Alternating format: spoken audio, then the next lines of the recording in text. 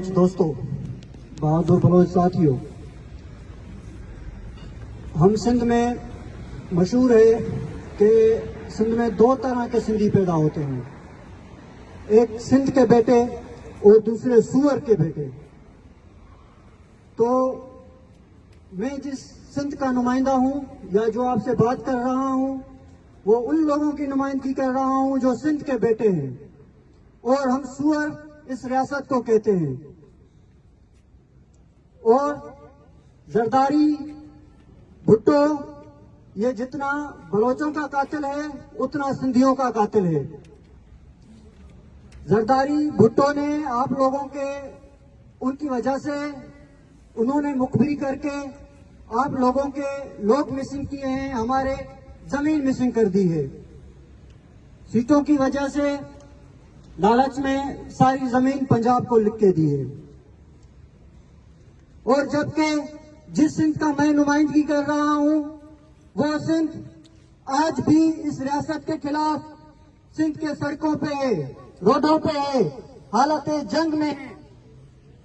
ये ईद आने वाली है, जबकि इस वक्त सिंध के अंदर सिंधी लोग एहतजाजों की तैयारी कर रहे हैं और बलोच लोग कफन ढूंढने की तैयारी कर रहे हैं। तो मेरे बहादुर बलोच दोस्तों, बलोचों और सिंधियों के गम जो हैं, अगर हम सदी बैठकर पूरी सदी बैठकर बांटने लगे तो भी कम पड़ जाए। भिटाई का एक शेर है कि हकीकत हाल जी जजायर कर जरी लगे माट मिरुअन के डूंगर पवन डरी वंजन वण बरी ओ भरू ब्रेकी न की।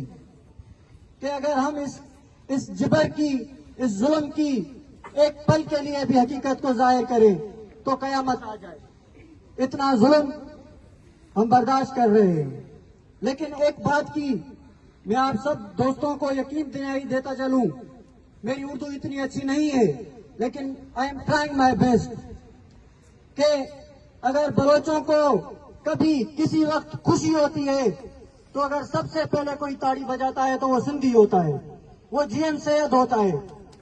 और अगर बलोचों को कहीं दुख होता है, चोट लगती है, तो सबसे पहले जिसकी आंख नम होती है तो वो सिंध होता है, वो सिंधी होता है। और मेरे भाइयों, मेरे बहादुर बलोच भाइयों,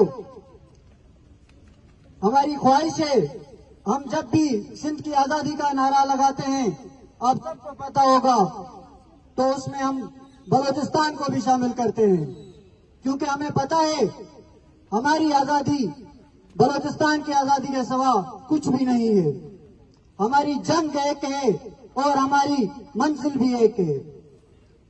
तो मैं आखिर में सिर्फ आपको ये कहता चलूं कि कदम बढ़ाओ बलोच भाइयों, हम तुम्हारे साथ हैं। मेहरबानी।